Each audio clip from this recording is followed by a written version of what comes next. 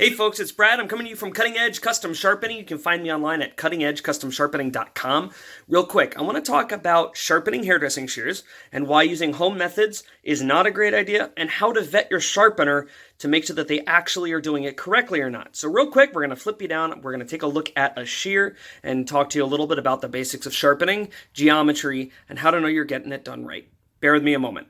So I have here a Joelle. This Joelle came into me, needs a little bit of love, some work, and we're going to talk real quick about it. This is a coated shear, titanium painted, whatever the heck you want to call it, powder coated. But real quick, there's some basic geometries in the shear. You can see very clearly that there's a silver line on the inside of the blade. It disappears a little bit there. I will address that. There's actually a small problem with the scissor that we need to address. But that silver line that runs up the cutting edge is called the ride line. The ride line is incredibly important. It is the most important surface on your shear with regard to how the two blades contact each other. And if we look straight down a scissor, you'll notice that one blade looks left, the other blade looks right.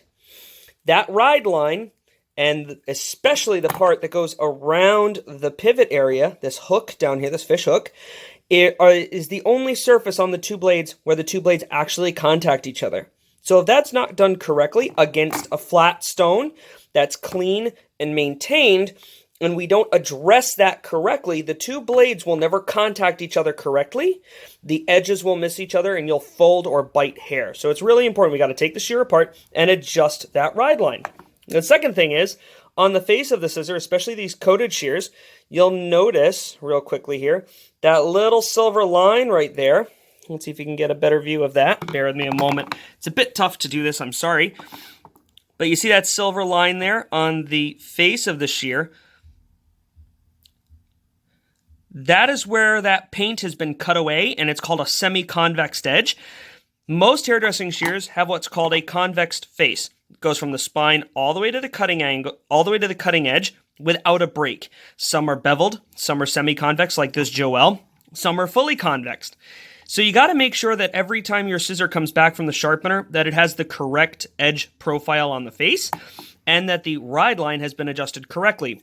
Cutting through sandpaper or tinfoil or trying to do a scissor yourself on a whetstone can cause a couple issues. One, adjusting the ride line. If it's not done, it's not going to cut hair correctly.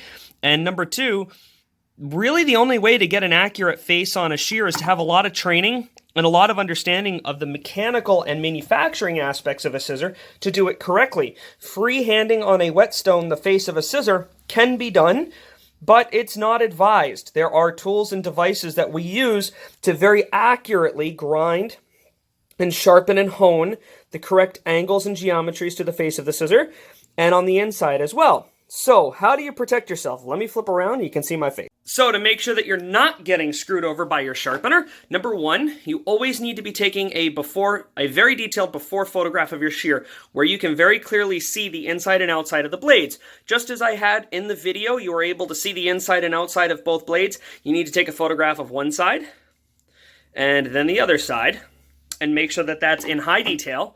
You need to know whether or not your shears are fully convex, semi-convex, or beveled edge. And then the minute it comes back from sharpening, before you even pay a cent, you need to first compare the before and the after photograph to make sure that the edge has not been damaged in any way and that the geometry of the shear has not been altered. And number two, you need to test cut with it. And I would highly suggest doing either a wet perm test, where you take a wet sheet of perm paper.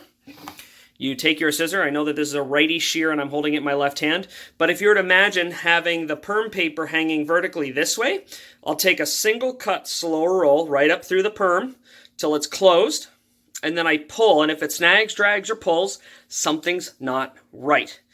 Or the other thing, and this is what I love to do, is you take a cotton ball or a cotton membrane and you stretch it out till it's just wispy and thin. And then you try to cut slowly through that. That's very difficult to do unless your scissor has been done absolutely right. So you need to make sure that you take photographs of your shear, but before a sharpener ever touches your scissor, a couple things you can ask them.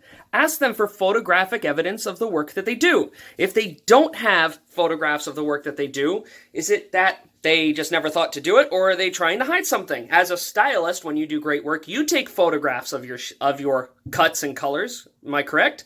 So why isn't your sharpener? And lastly, make sure that they are insured and they have a warranty policy to replace your shear when and if it breaks.